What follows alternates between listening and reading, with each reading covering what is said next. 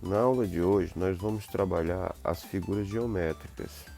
As figuras geométricas podem ser classificadas em figuras geométricas planas e figuras geométricas não planas. As figuras geométricas planas são as que têm todos os seus pontos em um mesmo plano. Já as figuras geométricas não planas são aquelas que não têm todos os seus pontos em um plano. Quando olhamos o mundo à nossa volta, para a natureza, para os objetos construídos pelo ser humano, podemos perceber que ele é repleto de objetos que lembram figuras geométricas. Veja alguns exemplos. Uma laranja lembra uma esfera, embalagem de produtos possui formas que lembram as figuras geométricas não planas. Conseguimos ver nos favos de mel formas que lembram hexágonos. Prédios, como o Museu de Arte de São Paulo, apresentam formas que lembram figuras geométricas não planas. Bandeiras, como a do Brasil, apresentam formas que lembram figuras geométricas planas. Nas imagens acima, existem elementos que lembram figuras geométricas planas e elementos que lembram figuras geométricas não planas.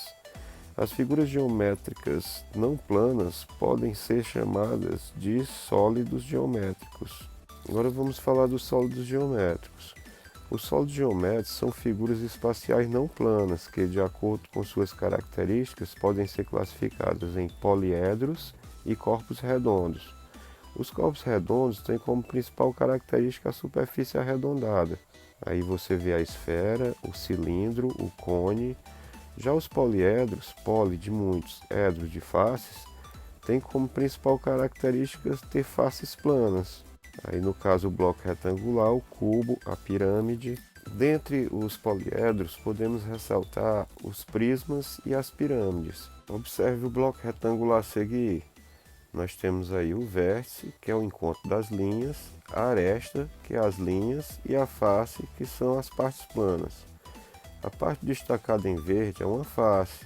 Um bloco retangular possui 6 faces. O encontro de faces determina uma aresta e o encontro de arestas determina um vértice. Como esse fato se repete para todos os poliedros, podemos dizer que todos os poliedros possuem faces, arestas e vértices. Os poliedros podem ainda ser classificados em prismas e pirâmides, de acordo com suas características. As pirâmides possuem uma base. Suas faces laterais são triangulares e todas as arestas determinadas pelas faces laterais possuem um vértice em comum.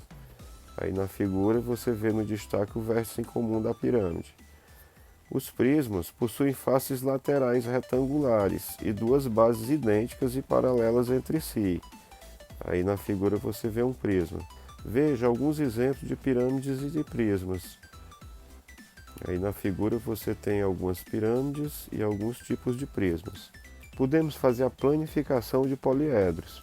Os poliedros podem ter sua superfície planificada. Vamos fazê-lo com alguns poliedros. Então, o poliedro A, depois da planificação, você nota que ele ficou planificado em 5 retângulos e 2 pentágonos, que seriam as bases. O poliedro B, na planificação, fica um quadrado e 4 triângulos. No poliedro C, na planificação, eu tenho 4 retângulos e 2 quadrados.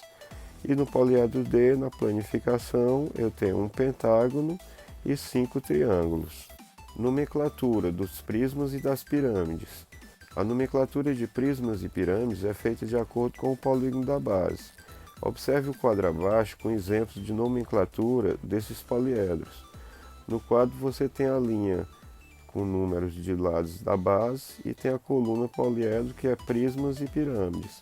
Então, um prisma de 3 lados é um prisma triangular, um prisma de 4 lados é um prisma quadrangular, um prisma de 5 lados é um prisma pentagonal, um prisma de 6 lados é um prisma hexagonal. A pirâmide de 3 lados, pirâmide triangular, pirâmide de 4 lados, pirâmide quadrangular, pirâmide de 5 lados, pirâmide pentagonal e pirâmide de 6 lados é uma pirâmide hexagonal. Com essas informações, agora podemos fazer as nossas atividades. Bons estudos e espero o retorno de vocês. Até a próxima!